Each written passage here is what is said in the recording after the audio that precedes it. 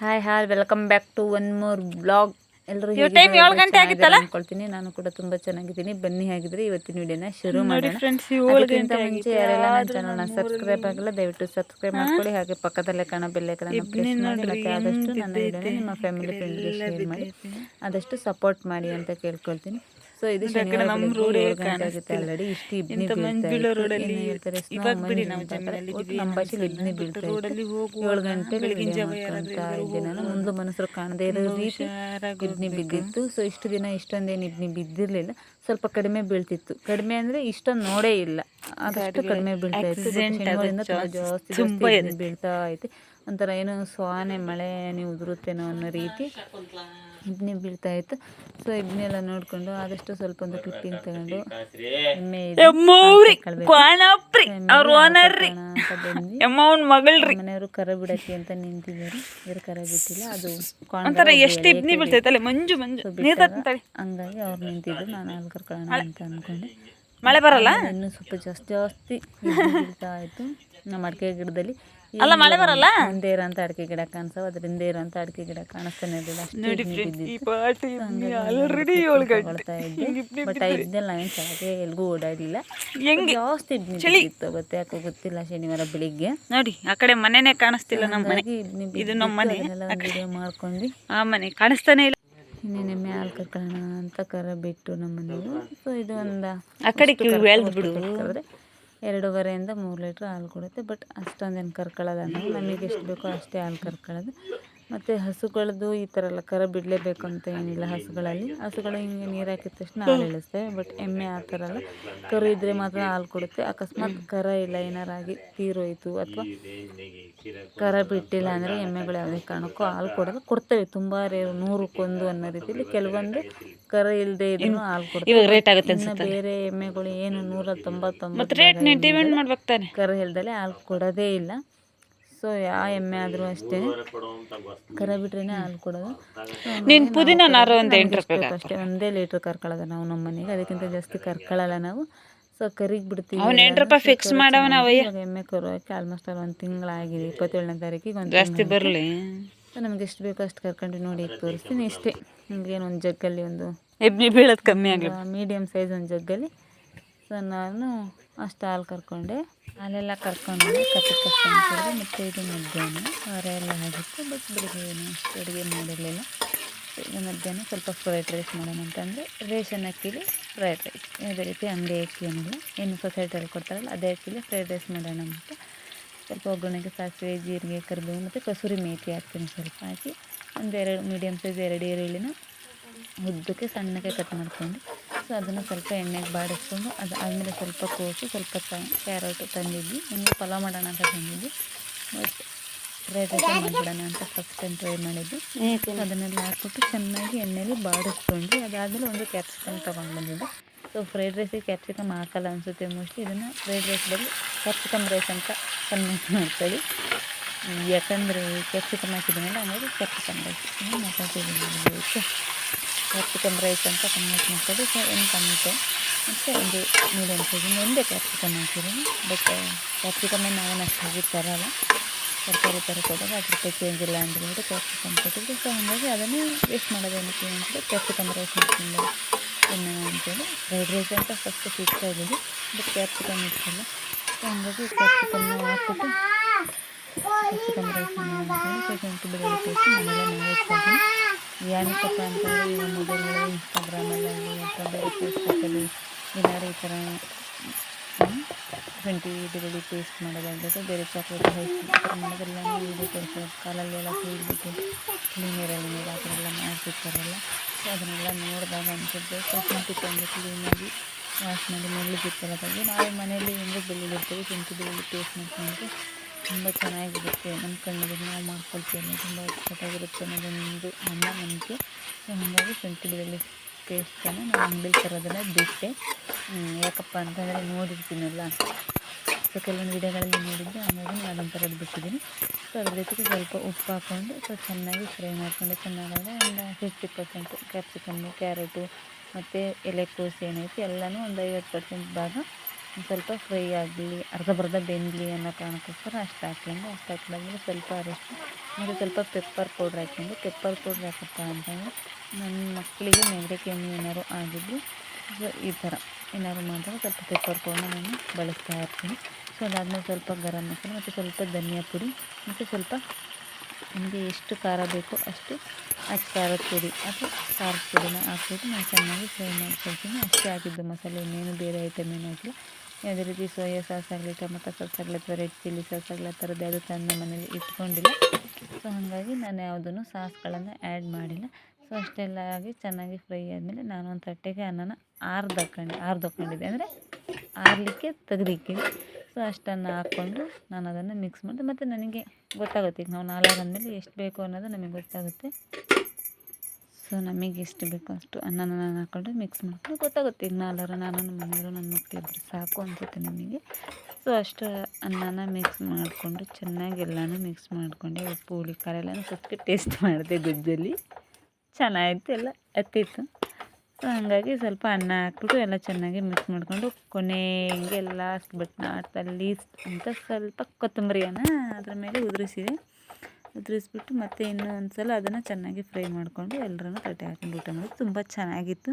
First time ಮಾಡಿದ್ದು ಅಂತ ನನ್ನ ಅನಿಸಿಲ್ಲ, ಚೆನ್ನಾಗಿತ್ತು ಟೇಸ್ಟಲ್ಲೇ. ಉಪ್ಪು ಹುಳಿ ಖಾರವಾಗಿ ಈ ಮಸಾಲೆ ಐಟಮ್ ಎಲ್ಲನೂ ಮುಗಿಗೆ ಘಮ್ ಅಂತ ಬರ್ತಾಯಿತ್ತು, ಚೆನ್ನಾಯಿತು. ಏನು ಫಸ್ಟ್ ಟೈಮು ರೇಷನ್ ಅಕ್ಕಿಲಿ ಮಾಡಿದರೂ ಸಹಿತ ಇಲ್ಲ ರೇಷನ್ ಅಕ್ಕಿಲಿ ಮಾಡಿದ್ದೀವಿ ಚೆನ್ನಾಗಿಲ್ಲ, ಹೆಂಗೆ ಬರುತ್ತೆ ಏನೋ ಅಂಗಡಿ ಅಕ್ಕಿಯಲ್ಲೇ ಚೆನ್ನಾಗಿರುತ್ತೆ ಅನ್ನೋ ಥರ ಏನಿರಲಿಲ್ಲ. ರೇಷನ್ ಅಕ್ಕಿಲೇ ಚೆನ್ನಾಗಿ ಬಂದಿತ್ತು. ಬಟ್ ಕುಕ್ಕರಲ್ಲಿ ಅನ್ನ ಮಾಡಬೇಕಾದ್ರೆ ಸ್ವಲ್ಪ ಉದುದ್ರಾಗಿ ಅನ್ನ ಮಾಡಿಕೊಂಡ್ರೆ ಬೆಟರು. ಸೊ ಮುದ್ದೆ ಥರ ಅಥವಾ ಮೆತ್ತಗೆ ಮಾಡಿಕೊಂಡ್ರೆ ಚೆನ್ನಾಗಿರಲ್ಲ. ಸೊ ಉದುದ್ರಾಗಿ ಅನ್ನ ಮಾಡ್ಕೊಂಡಿದ್ದೆ. ಸೊ ತುಂಬ ಚೆನ್ನಾಗಿ ಬಂದಿತ್ತು ನನ್ನ ಪ್ರಕಾರ.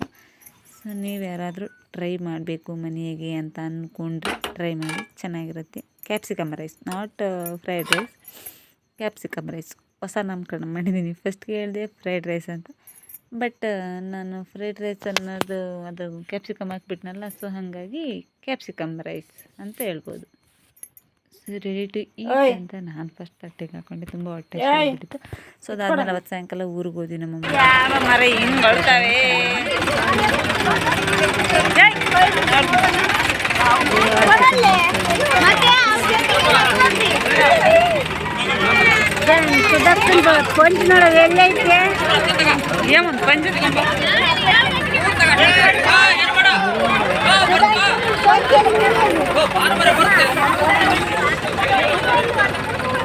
ಖಂಡಿತವಾಗ್ಲೂ ಇದು ಮಾಡ್ತೀನಿ.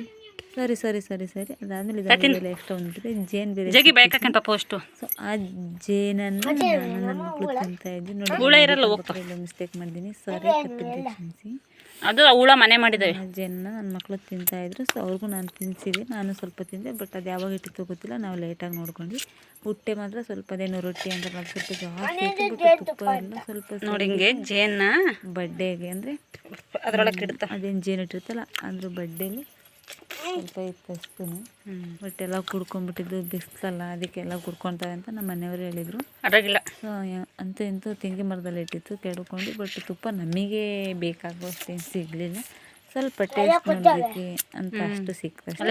ನನ್ನ ಮಕ್ಕಳು ನಮ್ಮ ಮನೆಯವರೆಲ್ಲರೂ ತಿಂದು ಬಿಸಿಲು. ಸೊ ನೋಡಿ ಹಳ್ಳಿಯಲ್ಲಿ ಅಷ್ಟೆಲ್ಲ ಬೆನಿಫಿಟ್ಟು ಎಲ್ಲ ನ್ಯಾಚುರಲ್ ಆಗಿ. ಸೊ ಜೇನುತುಪ್ಪನ ತಿನ್ಕೊಂಡು ತುಂಬ ಚೆನ್ನಾಗಿತ್ತು. ಮತ್ತು ಅದನ್ನು ರೊಟ್ಟಿ ಅಂತಾರಲ್ಲ ಅದನ್ನು ಜಗಿತಾರೆ, ಕೆಲವೊಬ್ರು ಜಗಿಯಲ್ಲ, ಒಂಥರ ಸೊ ಹಂಗೇನಿಲ್ಲ. ನಾನು ಅದೆಲ್ಲ ಕುಡ್ದು ಇದಾವೆ ನೋಡು. ಅಕಸ್ಮಾತ್ ನಾವು ಬೇಗ ನೋಡ್ಕೊಂಡೆಲ್ಲರೂ ಕಿತ್ತಿದ್ರೆ ತಿಂದು ಚೆನ್ನಾಗಿ ತುಪ್ಪ. ಬಟ್ ಇನ್ನೊಂದು ಥರ ಇರುತ್ತೆ, ಅದೊಂದು ನೋಡ್ಕೊಂಡೇ ಬರುತ್ತೆ ನೋಡಿ. ಅದನ್ನು ಮಿಸ್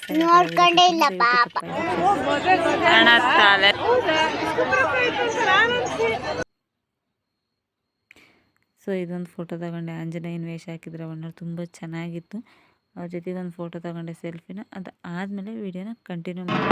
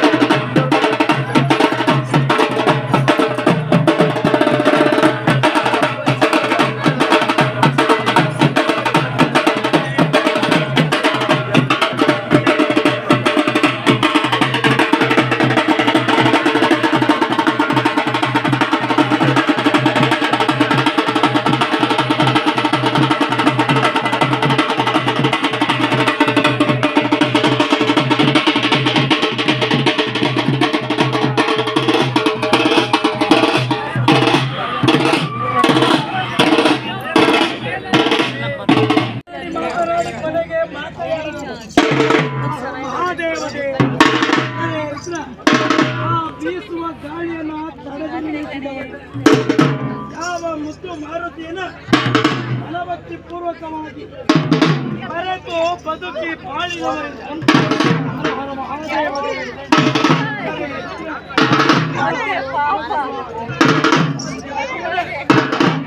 ಮಾರುತಿಗೆ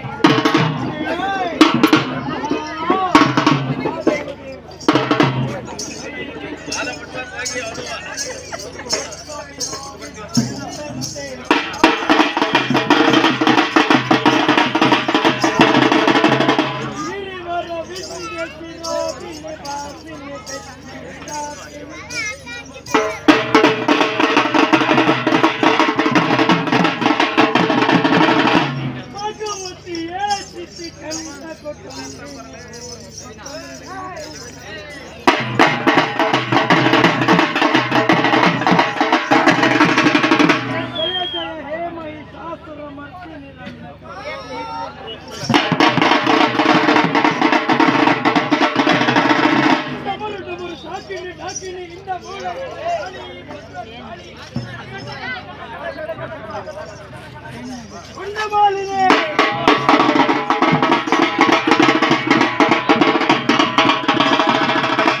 ಡಮರು ಡಮರು ಸಾಕಿಣಿ ಢಾಕಿಣಿ ಇನ್ನ ಮೋಳಗಳ ಖಾಲಿ ಭದ್ರ ಕಾಳಿ ರುಂಡ ಮಾಲಿನಿ